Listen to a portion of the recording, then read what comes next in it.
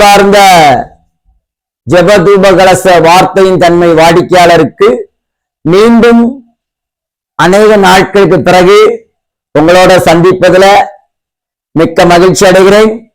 என்னுடைய பெயர் அலெக்ஸ் சுந்தர்ராஜ். உங்கள் நண்பன். உங்களுக்கு போதிக்கும்படிக்காக நான் இன்றைக்கு மீண்டும் ஒரு சப்ஜெக்டோட வந்திருக்கிறேன். செழிப்பு. செழிப்பு என்றால் என்ன என்பதை குறித்து தேவனுடைய திட்டம், தேவனுடைய சித்தம், அதை குறித்து இன்றைக்கு நாம் பார்க்கும்படிக்கு உங்களிடத்தில் இன்னைக்கு இந்த காரியங்களை பேசுவதற்காக தேவன் எனக்கு ஒரு ஊண்டுகோலை கொடுத்தபடினால, ஒரு உணர்த்துதலை கொடுத்தபடினால பார்ட் 1, அதாவது செழிப்பு என்கிற பார்ட் 1 நாம் படிக்க போகிறோம். இதை எல்லாருக்கும் நீங்கள் அறிமுகப்படுத்துங்கள். நாங்க ஷார்ட் போடுவேன், ஃபுல் வீடியோ போடுவோம், இதை பதிவிடுகிறோம். நீங்கள் அனைவருக்கு இதை காண்பீங்கள். செழிப்பை குறித்து நாம் பாடம் படிக்க போகிறோம். பிராஸ்பரிட்டி 1. தலைகளை தாழ்த்தி இறைவனுக்கு நன்றி சொல்லி நாம் ஜெபிப்போம். அன்பின் பரலோக பிதாவே, ஆசீர்வதிக்கப்பட்ட நல்ல மனமகிழ்ச்சியான நல்ல நாளுக்காக நன்றி செலுத்துகிறோம். மீண்டும் இந்த போதனையை இவர்களோடு கூட படிப்பித்துக் கொடுக்கும்படிக்கு நாம் செழித்திருக்க வேண்டும் என்பது தேவனுடைய சித்தம் என்பதை குறித்து பார்ட் 1. ஆகவே இந்த செழிப்பை நாங்கள் குறித்து பாடவும், அதை குறித்து படிக்கவும், நீதியை படிப்பிக்கவும், நேர்மையை படிப்பிக்கவும், உலகத்தில் நம்முடைய நாமத்தை மகிமைப்படுத்தவும் தேவன் எங்களுக்கு செய்த எல்லா அனுக்கிரகத்துக்காய் ஸ்தோத்திரம். இயேசுவின் மூலம் ஜெபிக்கிறோம் நல்ல பிதாவே. ஆமேன், ஆமேன், ஆமேன். நாம் எல்லோரும் தேவனுடைய சித்தத்தை புரிந்து கொள்ள வேண்டும். ஏனென்றால் செழிப்பு தேவனுடைய சித்தம். சொல்லுங்க, எல்லாரும் சொல்லுங்க, செழிப்பு தேவனுடைய சித்தம். ஏனென்றால் ஒரு வசனத்தை உங்களுக்காக நான் வாசிக்க விரும்புகிறேன். சொல்லப்பட்டிருக்கிறது, உபாகமம் 8:18, உன் தேவனாகிய கர்த்தரை நினைப்பாயாக, அவரே உன் பிதாக்களுக்கு ஆணையிட்டு கொடுத்த தம்முடைய உடன்படிக்கையின் உறுதிப்படி அந்த நாளில் உனக்கு உண்டாயிருக்கும் போல ஐஸ்வர்யத்தை சம்பாதிப்பதற்கான பலனை உனக்கு கொடுப்பார். அல்லேலூயா. உனக்கு கொடுப்பார் என்று சொல்லப்பட்டிருக்கிறது. இங்கு கொடுப்பார் என்ற வார்த்தை மிக அருமையான ஒரு வார்த்தை. என்னவென்றால், சம்பாத்தியம் பண்ணுவதற்கு பலன் வேணும். சும்மா சோம்பேறி சம்பாத்தியம் பண்ண முடியாது. சுறுசுறுப்பு எனக்கு என்ன வேணும்? பலம் வேணும். நம்முடைய தேவனாகிய கர்த்தர் நமக்கு நல்ல பலனை தந்திருக்கிறாரு. அதைத்தான் இந்த வேதம் சொல்லுகிறது. பரிசுத்த வேதாகமம் தேவ ஆவினால் எழுதப்பட்ட வார்த்தை சொல்லுகிறது, ஐஸ்வர்யத்தை சம்பாத்தியம் பண்ணுவதற்கு உனக்கு பலனை தருகிறார், நமக்கு பலனை தருகிறார், எனக்கு பலனை தருகிறார், உங்களுக்கும் எனக்கும் பலனை தருகிற தேவனாயிருக்கிறார். அதான் தேவனுடைய திட்டமும் சித்தமும் நோக்கமும் பிரியமும். என்னன்னா, நாம் செழித்து இருப்பது தேவனுக்கு மிக மிக மிக பிரியம். மறந்துடக்கூடாது. பாருங்கள், சித்தமானால் செழிக்க பண்ணுகிறார். அதாவது சித்தத்தினால தான் நம்ம செழிக்க பண்றாரு. அவருடைய விருப்பமே சித்தம் தான். எப்படி நீங்க சொல்றீங்க அப்படின்னா, இயேசு இந்த உலகத்துல பிறக்கும் பொழுது, நம்ம எல்லாம் அடுத்த மாசம் என்ன பண்ண போறோம்? இயேசுடைய பிறப்பை குறித்து எல்லா இடத்திலும் பறைசாட்ட போறோம். சாண்டக்கிளாஸ் தாத்தா மாதிரி ஒரு கிஃப்டோட போகிறோம். ஏன்னா நம்ம கிட்ட பணம் இருந்தா தானே அந்த கிஃப்டை வாங்கிட்டு போக முடியும். கிஃப்ட் இருந்து இயேசு நல்லவர்னு போய் சொல்லி, இயேசு நல்லவர் அவர் வல்லவர் என்று சொல்லி அமுக்கி குலுக்கி சரிந்து விழும் படியாக, பாத்திரங்கள் நிரம்பி வழியும் படியாக, இப்படி எல்லாம் சொல்லி போய் நம்ம என்ன பண்ண போறோம்? இயேசுவை குறித்து சொல்ல போறோம். அதுக்கு என்ன தேவை? செழிப்பு தேவை. அப்ப ஒரு பைபிள் வாங்கினால என்ன தேவை இருக்கு? காசு வேணும். நான் போட்டிருக்கிற வாட்சி காசு, உங்களோட பேசிக்கிட்டு இருக்கேனே காசு. அப்ப காசு இல்லாம இந்த உலகத்துல வாழ முடியாது. அதை இயேசு எப்படி வாழ்ந்தாரு என்பதை குறித்து தான் உங்களுக்கு சொல்ல வரேன். எல்லாரும் நம்ம என்ன நினைச்சிட்டோம்னா இயேசு சத்திரத்துல பிறந்தாரு, அவர் ஏழ்மையா இருந்தாருன்னு நினைக்கிறோம். இல்ல, யோசேப்பு என்னவோ தச்சன், மரியாள் என்னவோ ஒரு பழங்குடியினருடைய யூத குடும்பத்தை சார்ந்த பெண்ணா இருக்கலாம். ஆனா இயேசு அப்படிப்பட்டவர் இல்ல. சர்வ வல்லமுள்ள தேவன், வானத்தையும் பூமியும் படைத்த சர்வ வல்லமுள்ள பிதாவுடைய குமாரன். அவர் ஐஸ்வர்ய சம்பர்ணர். அவர் ஐஸ்வர்யத்தில் மிக இரக்கமுள்ளவர். அப்படிப்பட்ட ஒரு கடவுள் மனிதனாக அவதாரம் எடுத்து, இன்கார்னேஷன் ஆஃப் காட், அவர் மனிதனாக அவதாரம் எடுத்து இந்த பூமியில வந்த உடனே யோசேப்பு என்ன பண்ணா? மரியாளை கூப்பிட்டு பெத்லகேமுக்கு போகும்போது அங்க போய் சத்திரத்துல இடம் இல்லாம மாட்டு தொழுவத்துல இருந்தனால இயேசு எளியவர் அல்ல, அவர் ஐஸ்வர்யவான். எப்படி தெரியுமா? சாஸ்திரிகள் என்கிற ஒரு குழுக்கள் வர ஆரம்பித்தது. நாம என்ன நினைச்சோம்னா ஒரு 3 பேர் தான் வந்தாங்கன்னு நினைச்சோம். இல்ல, ஜோசிபஸ் என்கிற யூத ரபாக்களுக்கெல்லாம் ரபா இருக்கிற அந்த ஜோசிபஸ் சொல்றாரு, இந்த பெத்லகேமுக்கு உலகம் எங்கும் உள்ள சாஸ்திரி குழுக்கள் வந்தார்கள். அவர்கள் விலையேற பெற்ற நறுமணங்களை, வெள்ளை போலம் என்கிற நறுமணங்களை கொண்டு வந்தார்கள், பர்ஃபியூம்ஸ். அடுத்து வெள்ளி காசுகள், வெள்ளியை கொண்டு வந்தார்கள். பொற்காசுகள், பொன் தங்கம் நிறைந்த கொண்டு வந்து ஒவ்வொரு குழுக்களும் இயேசுவினுடைய பிறப்பிலே என்ன பண்ணாங்க? குனித்தார்கள்.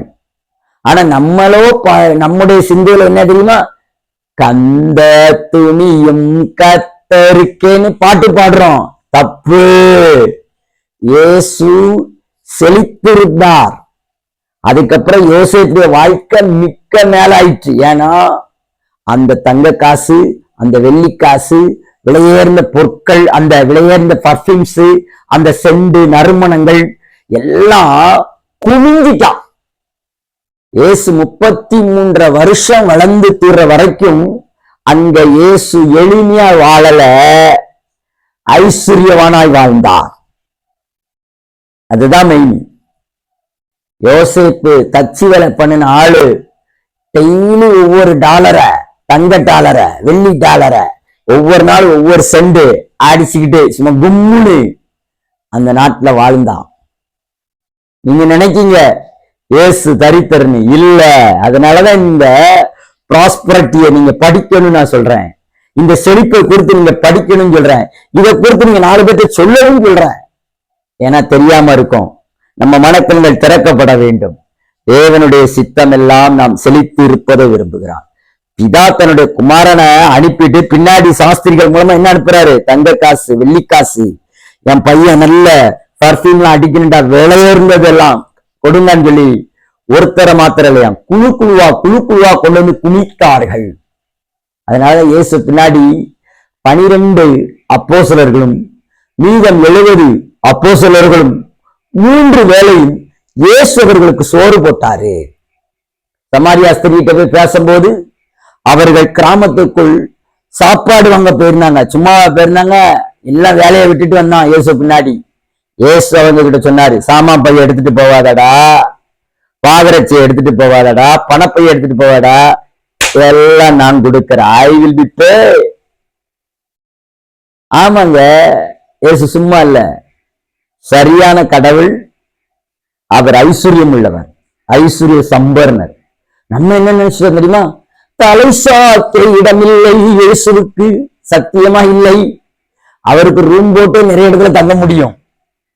அவர் ஊழியத்து மித்தமா, இப்ப நாங்கெல்லாம் போறோம், பாம்பே போறோம், சென்னை போறோம், அங்க ஊழியங்கள் நிறைய இடங்கள் இருக்கும்போது நமக்கு என்ன இருக்காது? நேரம் இருக்காது, படுக்கிறதுக்கு நேரம் இருக்காது. என்ன பண்ணுவோம்னா வண்டியில படுத்துருவோம், போகும்போது டிராவல்ல தூங்குவோம். இப்ப கடந்த முறை நான் 3ஆம் தேதி பாம்பே போயிட்டு வந்தேன். இந்த நவம்பர் 3 பாம்பே போனேன். போகும்போது ட்ரெயின்ல தூங்கிட்டேன். ஆர்ஐசி பட் 2 பேரும் பார்ட்னர் போட்டு தூங்கிட்டோம். அங்க போய் இறங்கினா நைட்டு 1:30 ஆயிட்டு படுக்க. மறுநாள் காலைல 6 மணிக்கெல்லாம் எந்திரிச்சு என்னாச்சு போயாச்சு. அதுக்கப்புறம் அன்னைக்கு நைட்டு 3:30 ஆயிட்டு படுக்க. மறுநாள் காலைல எந்திரிச்சு இன்னொரு இடத்துக்கு போயிட்டோம். மறுநாள் நைட்டு. அப்ப தலை சாய்க்க என்ன இல்ல, இடம் இல்லை. இத மாதிரிதான் இயேசுக்கு தலை சாய்க்க இடம் இல்லைன்னு சொன்னார தவிர நம்ம என்னவோ தப்பா நினைச்சிட்டோம். இயேசுக்கு அப்படி இல்லை இப்படி இல்லைன்னு. இயேசுக்கு எல்லாம் இருந்தது. அவர் தலை சாய்க்க இடம் இல்லைன்னா போற மிஷினரி டூர்ல அவருக்கு தலை சாய்க்க இடம் இல்லைன்னு தான் சொன்னாரு. உடனே நம்ம என்ன நினைச்சிட்டோம், இயேசு ரொம்ப பஞ்சத்துல அடிபட்டவர். இயேசு பஞ்சத்துல அடிபடல, இயேசு ஐஸ்வர்யம் உள்ளவர், அடிச்சு சொல்ல முடியும். அடுத்து இயேசு சொல்லிட்டாங்க இரவல் கல்லறையை வாங்கினாருன்னு. 3 நாள் கழிச்சு கிளம்ப போறது ஏக்கு சொந்த கல்லறை போடுறா ஒரு கல்லறைனாரு. இதுதான் இயேசு செஞ்சதை தவிர வேற ஒண்ணும் செய்யல.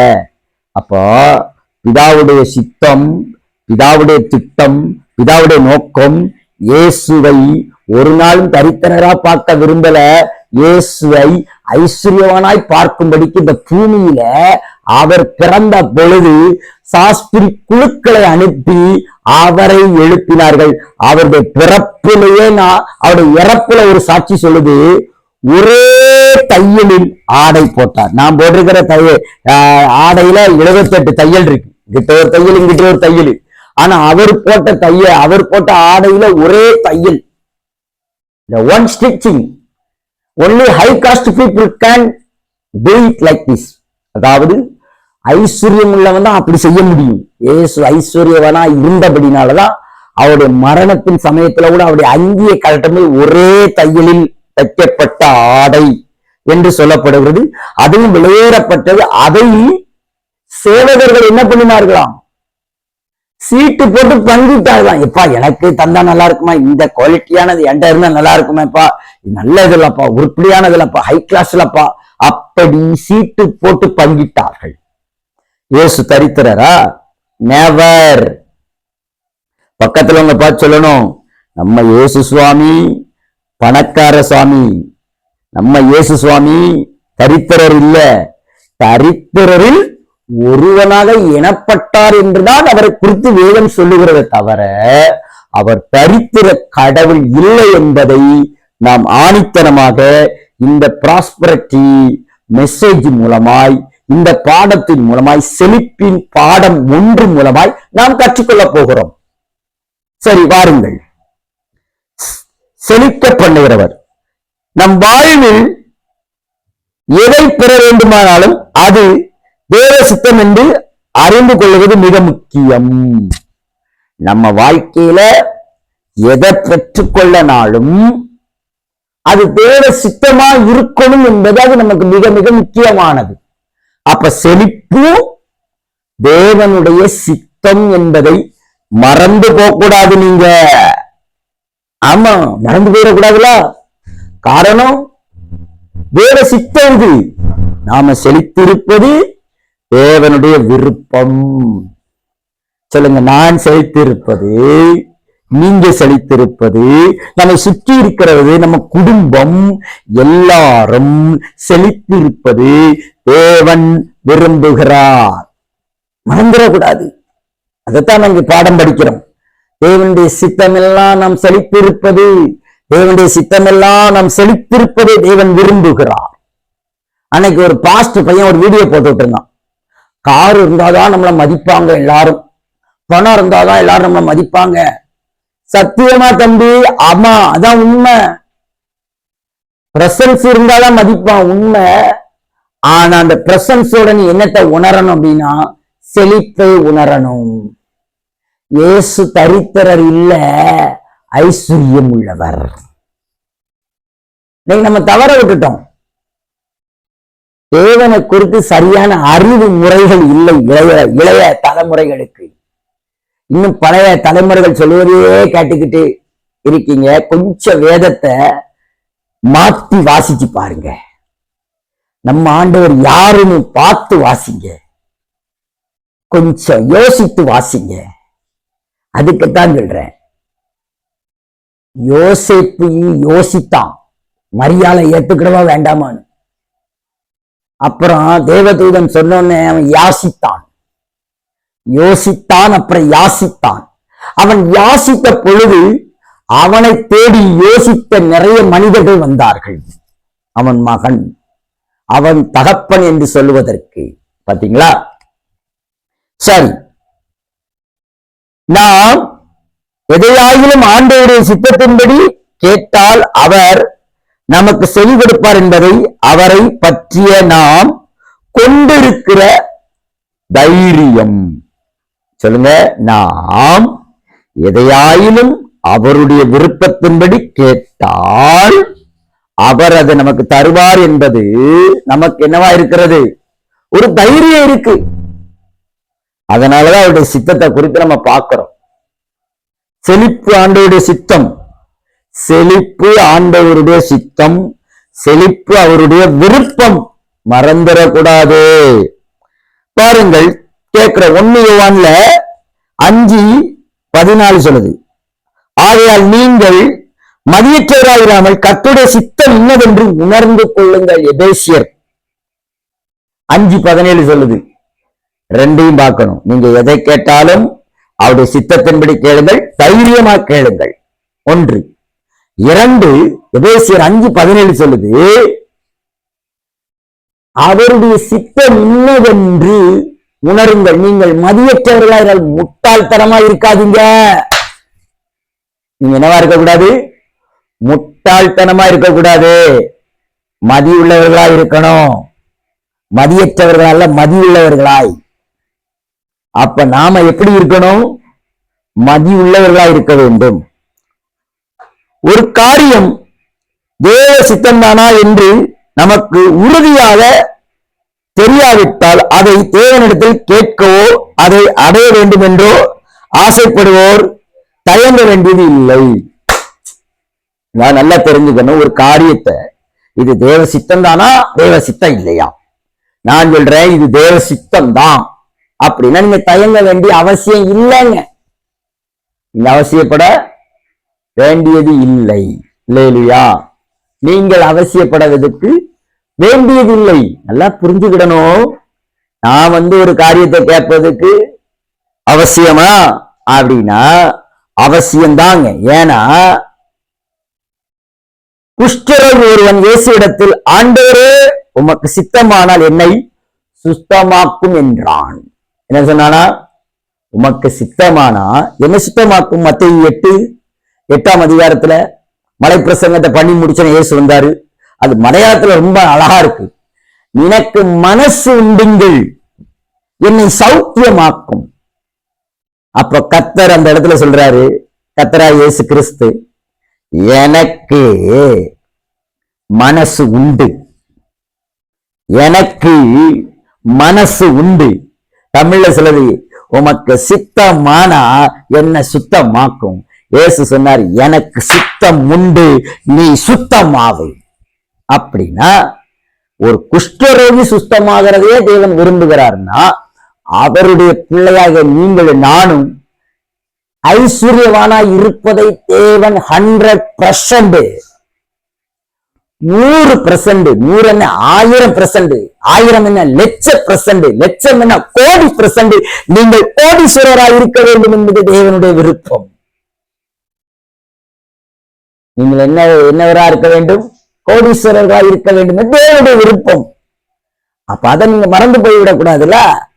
தேவன் அதை விரும்புகிறார். பார்க்கலாம். பாருங்கள், ஆண்டவர் அவனை பார்த்து, எனக்கு சுத்தம் உண்டு, நீ சுத்தமாகு என்றார். அப்ப பாருங்க, அதற்கு இயேசு சித்தம் உண்டு, சுத்தமாகு, அவனுடைய ஆசையை நிறைவேற்றினார். அல்லேலூயா! அவருடைய ஆசையை நிறைவேற்றினார். இயேசு ஆசையை நிறைவேற்றுகிறாரு. அன்பானவர்களே, ஆகவே நாம இயேசுடைய ஆசை, நம்முடைய ஆசையை இயேசு நிறைவேற்றுகிறார் என்பதில் எந்த விதத்திலையும் சந்தேகம் இல்லை. ஆகவே நீங்கள் இந்த ப்ராஸ்பரிட்டியை நீங்கள் விரும்புங்கள். கர்த்தர் உங்களை ஆசீர்வதிக்கிறார். ஏனென்றால் தேவன் நாம் செழித்திருப்பதை அவர் விரும்புகிறார். அந்த குஷ்டரோகி எப்படி ஆசைப்பட்டான், அவன் ஆசையை தேவன் என்ன பண்ணார்? நிறைவேற்றினார். அப்போ சங்கீதத்துல சொல்லுது, அவன் விரும்பாமல் போனான், அவன் ஆசீர்வாதத்தை பெறாமல் போனான். அவன் விரும்பினால் அவனுக்கு ஆசீர்வாதம் வரும். அவன் ஆசைப்பட்டால் அவனுக்கு அந்த ஆசையை நிறைவேற்றுகிறதான் தேவன். பெதஸ்தா குளத்தின் அண்டையில இயேசு போய் கேட்டாரு, நீ விரும்புறியான்னு கேட்டாரு. இன்னைக்கு நம்ம எல்லாம் என்ன நினைக்கணும் தெரியுமா? நாம இந்த பூமியில நமக்கு எதுக்கு அப்படி நீங்க நினைக்கீங்க, அதுதான் தப்புங்க. அதுதான் தப்புங்க. நாம எப்பொழுதும் செழித்திருப்பத தேவன் விரும்புகிறார் என்பதை நீங்கள் ஒருபோதும் ஒரு நாளும் மறந்து போகக்கூடாது. ஏனென்றால் குஷ்டரோகி சொன்ன வார்த்தைய தேவன் விசுவாசித்து, அவனுடைய விசுவாசத்தையும் பார்த்து, அவனுடைய நம்பிக்கையும் பார்த்து, அவனுடைய ஆசையையும் பார்த்து, எனக்கு மனசு உண்டு, எனக்கு சித்தம் உண்டு, எனக்கு விருப்பம் உண்டு, நீ சுகமாகு. முதல்ல அவன் சரீரத்துல அவன் சுத்தமாவதற்கு தேவன் விரும்பினார், இவனும் விரும்பினான். அதே மாதிரிதான் நாம செழித்திருப்பத தேவனும் விரும்புகிறார். நீங்கள் தான் விரும்ப வேண்டும். நீங்கள் அன்றன்றைக்குள்ள அப்பம் போதும்னு உட்கார்ந்தீங்கன்னா வராது. நீங்கள் செழித்திருப்பதை தேவன் விரும்புகிறார். நீங்கள் சுகமான இருப்பதை தேவன் விரும்புகிறார். ஆரோக்கியமாக இருப்பதை தேவன் விரும்புகிறார். ஆகவே நீங்கள் எதிலையும் என்னவா இருக்கக்கூடாது. ஆமேன். ஆகவே இந்த நல்ல நாள்ல உங்களுக்கு நான் ஒரு இன்ட்ரோடக்ஷன் மாதிரி அந்த கிளாஸை எடுக்கிறேன். தொடர்ந்து நாம இந்த கிளாஸை எடுப்போம். கர்த்தர் உங்களை ஆசீர்வதிப்பாரு. நம்ம எல்லாம் கண்களை மூடி கர்த்தருக்கு நன்றி செலுத்தி தொடர்ந்து எங்களுடைய யூடியூப் சேனலை நீங்க சப்ஸ்கிரைப் பண்ணுங்க, ஷேர் பண்ணுங்க, லைக் பண்ணுங்க. இது அனைவருக்கு ஷேர் பண்ணி அனைவருக்கு வெளிச்சத்தை உண்டு பண்ணுவோம். புது வெளிச்சத்தை, நம்ம ஒரு புது யுகத்தை இந்த 2025 ஆண்டுல இந்த நவம்பர் 23 தொடங்கி இருக்கிறோம். 2026 என் தேவன் தம்முடைய ஐஸ்வரியத்தின்படி உங்கள் குறைவுகள் எல்லாம் கிறிஸ்து இயேசுக்குள் மகிமையில அளவற்ற நிறைவை உண்டாக்குவதற்கு நாம் முயற்சிப்போம், பயிற்சிப்போம், விரும்புவோம். அவருடைய சித்தத்துக்கு தலை வணங்குவோம், கண்களை மூடுவோம். அதற்கு முன்பாக எங்களது சேனலை மற்றவர்களுக்கு நீங்கள் கண்டிப்பாக ஷேர் பண்ணவும், லைக் பண்ணவும், சப்ஸ்கிரைப் பண்ணுவதற்கு நீங்கள் உறுதுணையா இருங்கள். நான் பேசுகிறதெல்லாம் உங்க வாழ்க்கையில் ஆசீர்வாதமா இருக்கும். எனது பெயர் அலெக்ஸ் சுந்தர்ராஜ். எங்களது சேனல் பெயர் ஜெபதூப கலச வார்த்தையின் தன்மை. ஆகவே எங்களது நம்பர் எழுதி கொள்ளுங்கள், 81. இதுல நாங்க பதிவிடுவோம். பதிவிடுவது மாத்திரமல்ல, இப்ப உங்களுக்கு நான் சொல்லுகிறேன், 81 44 53 70 27. May God bless you. அன்பின் ஆண்டவரே, இந்த நல்ல வேலைக்காய் ஸ்தோத்திரம். இந்த கான்பரன்ஸ் தேவன் ஆசீர்வதியும். இந்த அருமையான சேனல் மூலமாய் இந்த பிள்ளைகளுக்கு பேசுவதற்கு தேவன் செய்த நல்ல கிருபைக்காய் நன்றி. இயேசுவின் மூலம் ஜெபிக்கிற நல்ல பிதாவே, ஆமேன், ஆமேன், ஆமேன்.